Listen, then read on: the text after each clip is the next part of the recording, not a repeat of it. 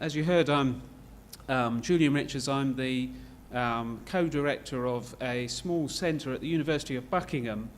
We have a Centre for Security and Intelligence Studies, among other things, and it's one of the few units in the UK that teaches intelligence studies and related issues specifically. As we've seen, there's this big question about, are these different groups? We've heard about Boko Haram today quite a lot, but also Al-Qaeda in the Islamic Maghreb, the groups in Mali, Al-Shabaab. They're often described as being linked to Al-Qaeda. But what does that actually mean? What does it mean to be linked to Al-Qaeda? And how much practical reality does that entail? And we get conflicting views. I mean, there was, I don't know if you saw the recent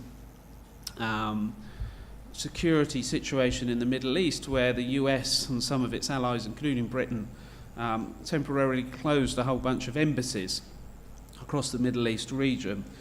We're getting some reports coming through in the press supposedly from intelligence sources that say this was triggered by the leader of Al-Qaeda, al-Zawahiri, having a conference call. We've heard a lot about technology today, and this is a way that these groups are using modern technology, having a conference call with various affiliates around the region, many of whom were leaders of groups in Africa. So apparently Zawahiri included in this conference call that Boko Haram leaders, Al-Shabaab leaders, Akim leaders, and so on. And this perhaps suggests that these groups are linked to Al-Qaeda Central rather more than perhaps we thought they were.